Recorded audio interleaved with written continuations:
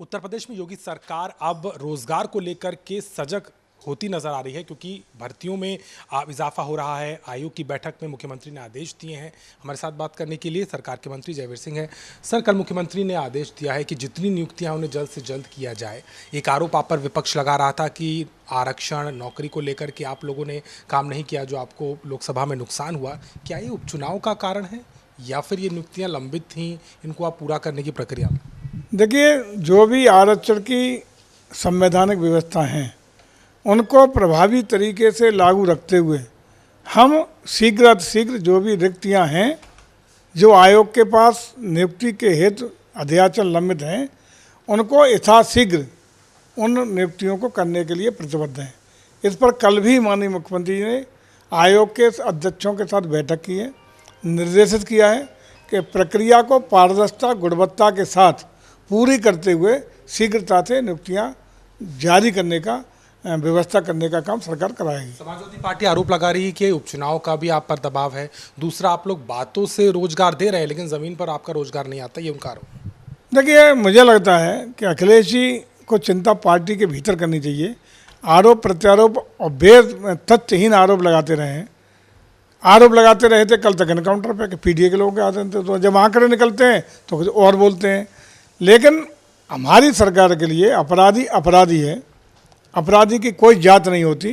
लेकिन आज बड़ा ही हतप्रद करने वाला और बड़ा दुख का विषय है कि जहाँ भी कोई बड़ा अपराध होता है, भले ही वो राष्ट्र विरोधी हो, चाहे नकली नोट बनाने का हो, डकैती डालने का हो, बलात्कार की घटना करने का हो, मकानों पर अवैध कब्जे करने का हो, या बड़ी बड़ी घटनाओं के लिए उसमें कहीं ना कहीं समाजवादी पार्टी के पदाधिकारी, इन्हीं के जनप्रतिनिधि या अखिलेश जी के शागिर्द ही उसमें अभियुक्त निकलते हैं। जो इसी से जुड़ा हुआ है, कुशीनगर का जो हम जिक्र कर रहे हैं, वहाँ पर जाली नोट के कारोबार में एक समाजवादी पार्टी के 2 नेताओं का नाम आ रहा है। सपा कहती है राजनीतिक साजिश है, कुछ भी होता है, जो आप भी बात कह रहे हैं कि इनका इन्वॉल्वमेंट होता है, लेकिन उनका आरोप है कि आप कहीं ना कहीं वो सूत्र निकाल के पार्टी की छवि को खराब। आज तक जितने भी आरोप इस तरह लगे हैं कि हमारी तरफ से उसको फंसाया जा रहा है, वो प्रामाणिक तौर पर साबित हुए हैं। सुल्तानपुर की डकैती की बात करें तो इन्होंने कहा था कि कुछ बरामद नहीं हुआ, सोना बरामद, ये नहीं बरामद हुआ, ऐसे ही पकड़ लिए। लेकिन बाद में पूरा का पूरा 100% रिकवरी भी हुई, सोना भी बरामद हुआ, चांदी बरामद, लूटा हुआ पूरा वो हुआ। इस तरह जितने भी आरोप लगाए, अयोध्या की घटना देख लें, कन्नौज की घटना देख लें, सारी घटनाओं में प्रामाणिक तौर पर समाजवादी पार्टी के पदाधिकारी दोषी पाए गए हैं और सारे प्रामाणिक हुए हैं।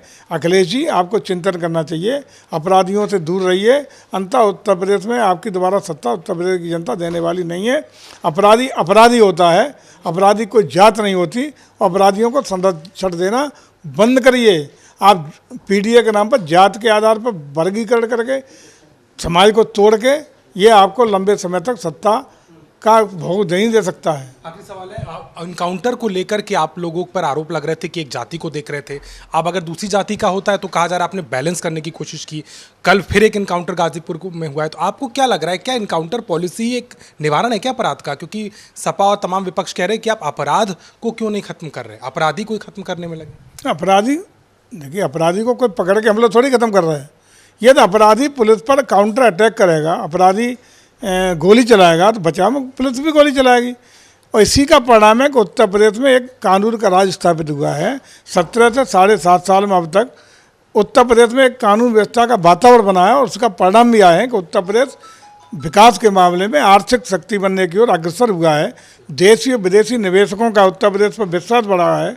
आज उत्तर प्रदेश आर्थिक मोर्चे पे बहुत बेहतरी कर रहा है और इसी का परिणाम है कि उत्तर प्रदेश दंगा मुक्त हुआ है, अपराध पर प्रभावी नियंत्रण लगा है और उत्तर प्रदेश आज चल पड़ा है विकास के एक नए मुकाम के लिए। हमसे बात करें तो कहीं ना कहीं आप इनकाउंटर को लेकर के सियासत तेज हो चुकी है और कहीं ना कहीं रोजगार को लेकर जब सरकार काम कर रही है तो विपक्ष भी उस पर सवाल करता नजर आता है। लखनऊ से कैमरामैन गौरव के साथ अभिषेक मिश्रा।